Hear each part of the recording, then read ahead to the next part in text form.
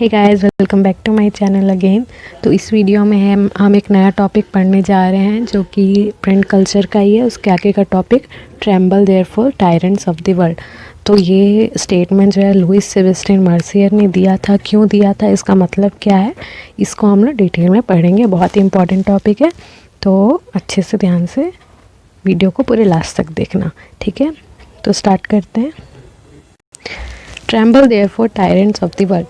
Bye the mid 18th century, मतलब 18th century के mid से क्या हुआ था, there was a common conviction that books were a means of spreading progress and enlightenment. तो mid century में क्या हुआ कि फ्रांस में लोगों को ये मतलब एक कन्विक्शन यानी कि बिलीफ हो गया था, मतलब बिलीफ होने लगा था, लोग मानने लगे थे कि बुक्स जो है वो प्रोग्रेस करने का और ज्ञान लेने का बहुत ही अच्छा एक तरीका हो गया है, ठीक है। Many believe date books could change the world. बहुत लोगों ने ये बिलीव किया कि बुक्स क्या कर सकते हैं, वर्ल्ड को चेंज कर सकते हैं। लिबरेट सोसाइटी को फ्री कर सकते हैं, लिबरेट कर सकते हैं। किससे फ्री कर सकते हैं? डेस्पोटिज्म से एंड टायरनी से।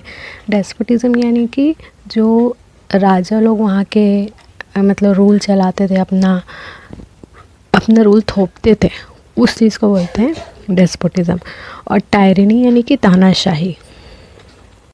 तो ये दोनों चीज़ों से आज़ाद हो सकता था, ठीक है, लिबरेट हो सकता था। And Herald a time when reason and intellect would rule.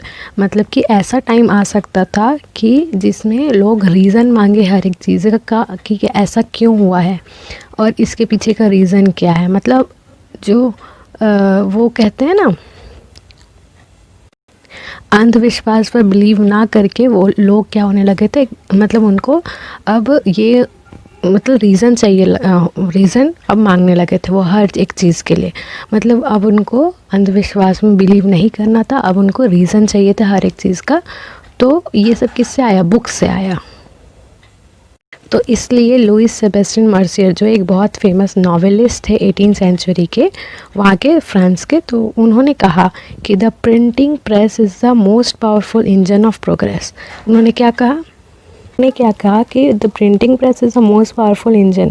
तो प्रिंटिंग प्रेस जो है वो बहुत पावरफुल इंजन बन गया है।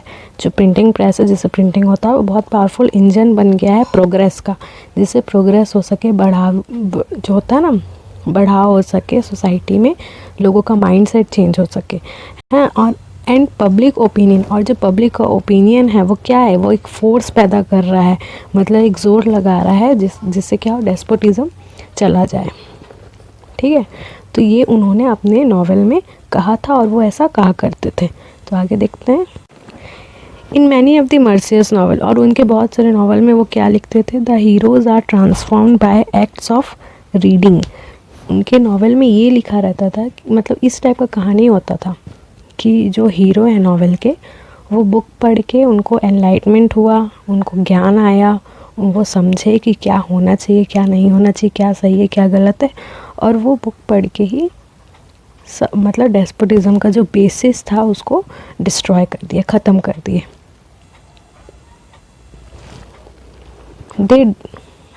The heroes are transform by act of reading, यानी कि रीडिंग करके, बुक पढ़ के वो मतलब बुरा से अच्छे बन गए। दे डिवोर बुक की वो पूजा करने लगे, और जो बुक वर्ल्ड क्रिएट करता है उसमें वो खो गए, मतलब लॉस्ट हो गए, और डेस्पोटिज्म को वो उन्होंने हटा दिया। तो ये वो ऐसा नॉवेल में अपने लिखते थे, ऐसी कहानियाँ बनाते थे।